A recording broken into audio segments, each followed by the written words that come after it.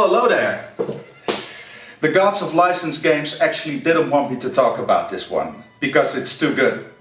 And they want to have us under the impression that all licensed games suck. Because it makes for funnier videos, let's be honest. I could make a channel only about video games of this particular source material. You probably guessed it, we're playing a Star Wars game. But what makes this game so special? Well, for that, first we're going back to 2005. In less than 3 hours, the long-awaited conclusion of the Star Wars epic comes to an end when theaters open their doors for the premiere of Episode 3, Revenge of the Sith. Fox 14's Chris Ride is live at the North Star 14 in Joplin with a look at the already gathering crowd. Chris? Michael, we're only 3 hours away from the premiere of Revenge of the Sith, and this place, well, it's already packed. Tickets to the first show, they sold out weeks ago, and hardcore fans, well, they began lining up as early as last night to get those best seats of the house. Many fans have been showing up all day dressed as their favorite Star Wars characters, just like Chris Aarons, aka Darth Vader here. Now, Chris, how long have you been in line today? Since about 6. I'm not as crazy as some of these people. Revenge of the Sith was the last time I really went to the cinema as a fanboy and left as a fanboy. The conclusion of the prequel trilogy was something I had been waiting for since '99. The film even managed to entertain some of the prequel's opposers. Learn to know the dark side of the Force, and you achieve a power greater than any Jedi. The thing with Star Wars is that everything around it seems to have led a life of its own. Talking about Star Wars, praising or criticizing it, or just plain geeking out is often even more fun than the movies themselves. Star Wars video games have always been the expanded universe for me as a kid. And at the time of the 6th generation, we seem to be in a second golden age of Star Wars games.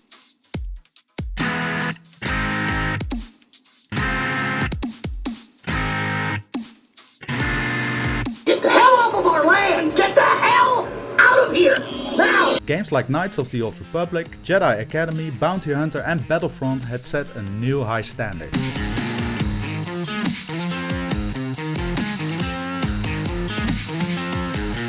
Let's duke up.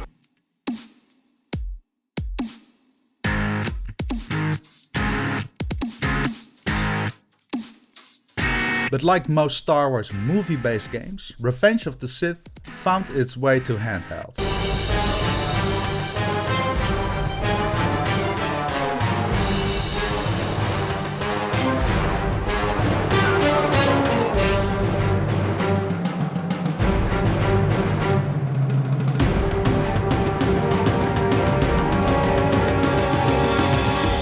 To me, this is a must-own game for every retro gamer.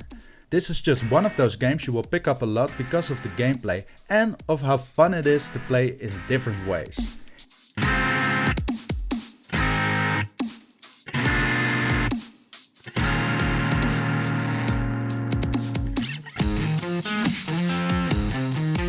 If you have a Retron 5 or something similar, it's like having a new SNES game.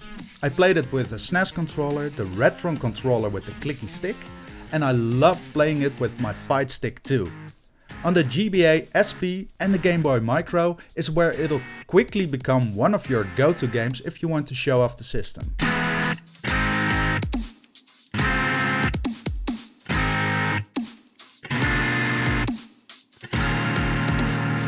This game feels like a visual sequel to the Super Star Wars series on Super Nintendo.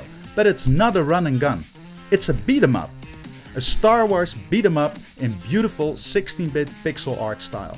This is a game that makes the retro gamer's heart skip a beat. You play as either Anakin or Obi-Wan as you progress through levels, hacking and slashing droids. The game makes sure to follow the narrative of the film pretty close. A lot of dialogue has been copied directly from the original script. In the end, they are just nice reminders of what might be coming up if you've seen the movie. This game is all about the gameplay.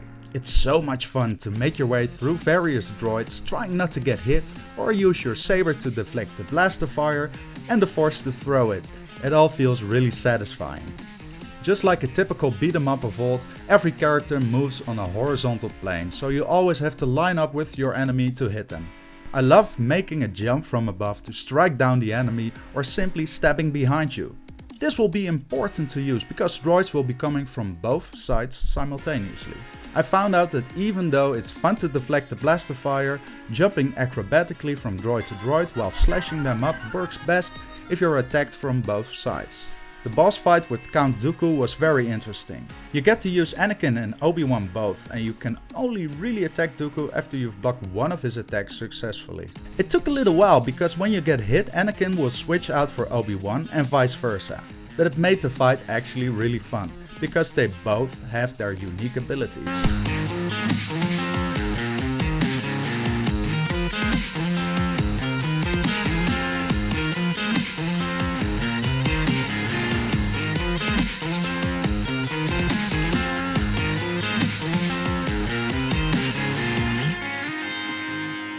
As in most Star Wars games, you can upgrade your force powers. I haven't tried them all yet, but using force throw or force push feels perfectly incorporated into the gameplay. That being said, it might just take a little while to use them in perfect cohesion with your saber attacks if combat gets hectic.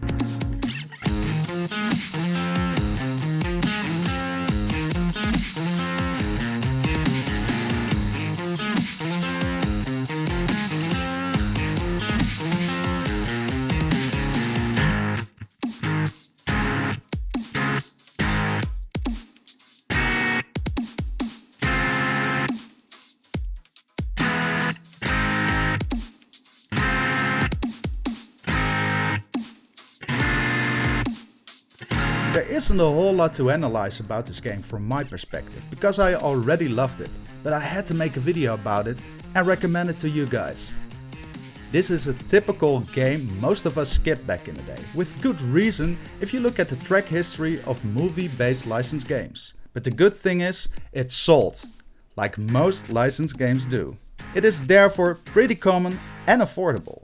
If you like beat 'em ups, retro gaming, the 16-bit era, Star Wars games, good Star Wars games in particular, what are you still waiting for? Star Wars Revenge of the Sith for Game Boy Advance gets an A+. Thank you guys for watching and stay shiny.